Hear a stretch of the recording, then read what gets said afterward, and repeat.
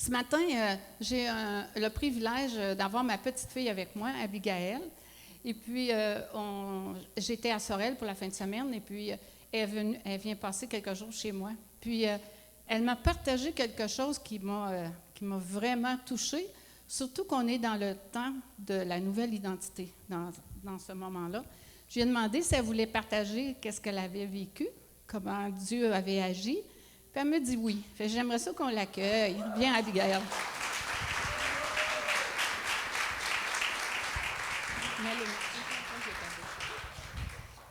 Bonjour. Aujourd'hui, je voulais vous présenter parce que moi, c'est Abigail. Puis, je voulais vous dire que quand on est jeune, souvent, on ne sait pas vraiment qui on est. Puis, on se demande tout le temps pourquoi je suis là, pourquoi je me demande pourquoi on est né, pourquoi ça. Moi, pendant un moment, je me demande, je savais plus pourquoi j'étais ici avec vous ou avec Dieu. Puis je me demandais ça. D'abord, quand j'étais en dépression un peu, puis quand j'étais allée à la fin de l'année, mes parents puis l'école, on avait un gros spectacle parce que de fin d'année. Puis à ce spectacle-là, au début, avant de faire le spectacle, on avait des méritas. Genre, c'est avec des médailles ou des certificats. Puis, j'ai été nommée dans ces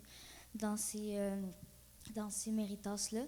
Puis, j'ai eu une belle médaille de créativité parce que, genre, je savais pas qui j'étais. Puis, j'avais besoin de me le faire souligner.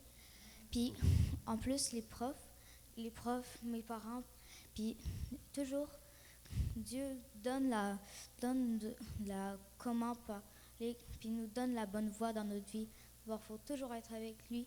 Comme un exemple, quand j'étais j'étais avec une aidante, vu que c'était ma première année, j'étais dans une nouvelle école, elle était trilingue, anglais, français, puis espagnol.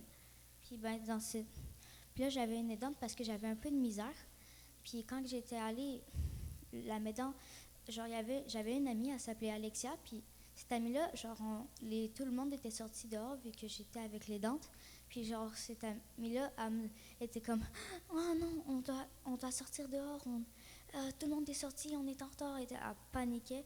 Puis moi, je lui ai juste dit « C'est pas grave, c'est juste ça, là, c'est pas grave, on a juste manqué un peu de récré. » Puis là, la prof, quand mon amie est partie, elle m'a dit « Comment tu fais pour rester calme? » Genre, comme tout le monde est énervé, un peu excité parce que ou des trucs de un. Puis toi, t'es comme c'est pas grave, des trucs de un. Puis en plus, elle m'a dit que ma prof, Madame Baye, ma prof de français, elle, puis elle s'appelle Madame Ling. Mes deux profs, ils me disaient, comme elle m'a raconté que ils me trouvaient très très créative parce que j'avais comme des idées hors du commun, puis ils étaient fiers de moi. Comme un autre jour où que j'étais allée chez des amis, puis il y avait un arbre, un petit arbre qu'ils mettaient dans la maison. Puis là, le monsieur, il disait, c'est bizarre, mon arbre, il y a comme un côté mort, puis un côté vivant. Là, je lui dis, si tu veux que les deux côtés soient vivants, tu peux juste couper le côté mort. Puis là, comme il a coupé le côté mort, puis là, il a dit, hey, c'est comme, t'es plus mature que les autres, on dirait. Puis là, moi, depuis ce temps-là, depuis les médailles, j'avais une genre de carte, une genre de fiche. J'avais écrit tous mes vœux. Puis un de mes vœux, mon premier vœu que je voulais exaucer, c'était savoir qui j'étais vraiment. Puis j'ai réussi à le savoir avec l'aide de Dieu qui a mis les mots dans la bouche de mes parents, des mots dans la bouche de mes amis, comme ça. Puis j'ai pu savoir qui j'étais vraiment avec son aide. Puis je remercie beaucoup. Puis merci de m'avoir écouté.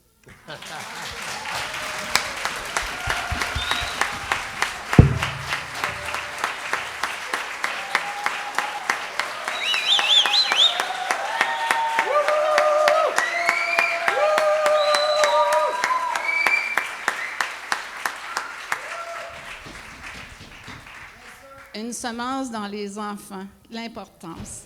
combien de combats inutiles qu'on évite. Et puis, ça nous encourage, nous, les parents, puis les grands-parents, à semer dans nos petits-enfants aussi.